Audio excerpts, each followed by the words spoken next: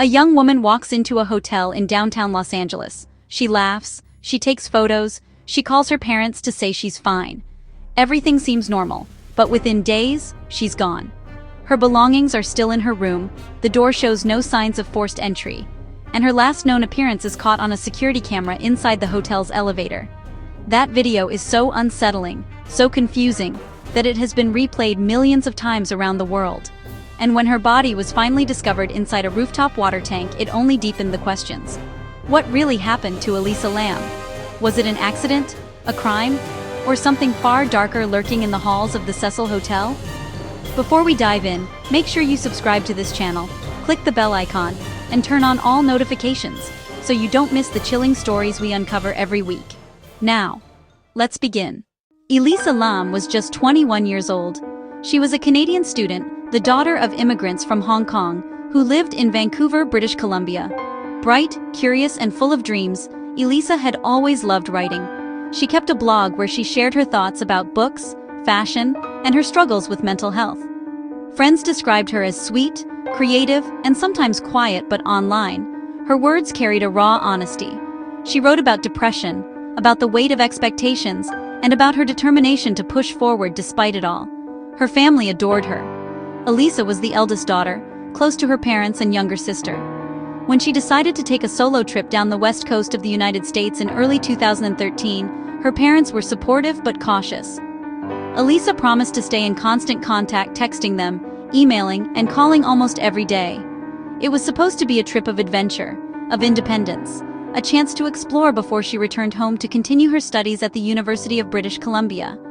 But instead, it became a journey that would end in one of the most mysterious and unsettling cases of modern true crime. On January 26, 2013, Elisa arrived in Los Angeles.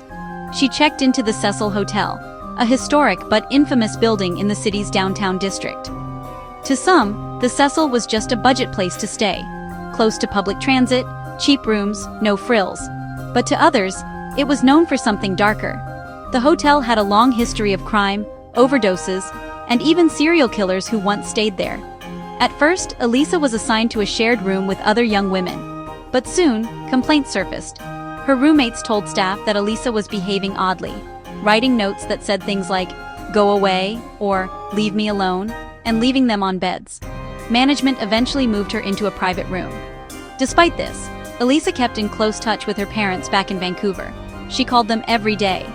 Until suddenly, she didn't. On January 31st, Elisa was scheduled to check out of the Cecil Hotel. She never did. She never called her parents, she never boarded her bus to Santa Cruz, and from that moment, she was gone. When Elisa failed to call home, her parents grew alarmed. They contacted the Los Angeles Police Department, who began an investigation. At first, officers searched the hotel. They checked her room, they spoke with staff, they even brought in dogs to sweep the building, including the roof. But Elisa was nowhere to be found. Flyers went up around the city. The family flew down from Canada to help in the search. Days turned into weeks. Then, on February 13th, the police released a piece of evidence that would shock the world: the elevator video. It showed Elisa inside the hotel elevator, acting in a way no one could fully explain. She presses multiple buttons. She steps in and out. She peeks around the corner, as if hiding from someone. She waves her hands, making strange, almost ritual-like movements. At one point, she appears to talk to someone who isn't visible on camera. Then she steps out, the doors close, and Elisa is never seen again. The video spread online like wildfire. Millions of people watched, rewound, speculated. Some said she was afraid. Others thought she was playing. A few whispered darker theories that she was possessed, or that someone had been edited out of the frame. But the truth would turn out to be even stranger. After the video went public, the Cecil Hotel became the center of attention. Journalists crowded the lobby.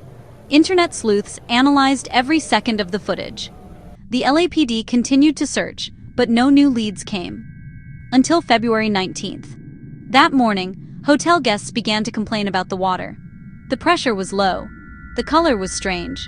Some said it tasted odd. Maintenance workers went to check the water tanks on the roof. What they found would horrify them.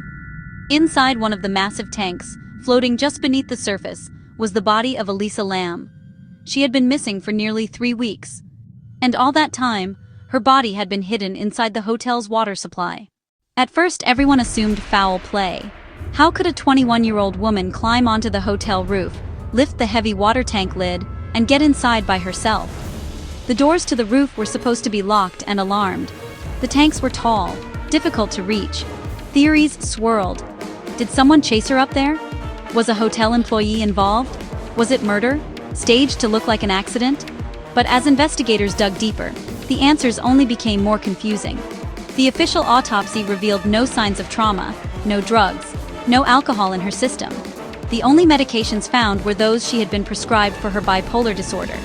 It seemed as though Elisa had simply ended up in the tank. But how? And why?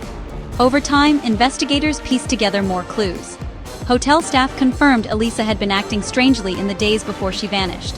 Some described her as talking to herself, or appearing paranoid. Her blog posts and medical history showed she had struggled with her mental health for years. She had been prescribed several medications to stabilize her moods. The toxicology report revealed something important. Elisa had not taken all of her prescribed doses. Some levels were lower than they should have been. This suggested she may have been in the middle of a manic or psychotic episode. The LAPD eventually concluded that Elisa's death was accidental. They believed she had somehow gained access to the roof either through an unlocked door or by disabling the alarm, climbed the tank, and fallen in. Once inside, she wouldn't have been able to climb back out. It was a tragic accident. But for many, the explanation didn't sit right. Over the years, countless theories have circulated. Some believe Elisa was murdered, and the truth covered up by the hotel. Others point to the disturbing history of the Cecil, a place once frequented by serial killers like Richard Ramirez, the Night Stalker. There were even conspiracy theories linking her death to tuberculosis outbreaks in the area. Because of a bizarre coincidence, the name of the tuberculosis test used at the time was Lam Elisa. But despite all the speculation, no suspect was ever identified, and no evidence has ever pointed to a crime. Elisa Lam's death was officially ruled an accidental drowning. The case was closed, but the questions never stopped. Her parents filed a lawsuit against the hotel, arguing that it failed to provide adequate safety measures. The court dismissed the case, ruling that the hotel could not have reasonably foreseen such an incident. And so, legally, the story ended. But emotionally, it never did.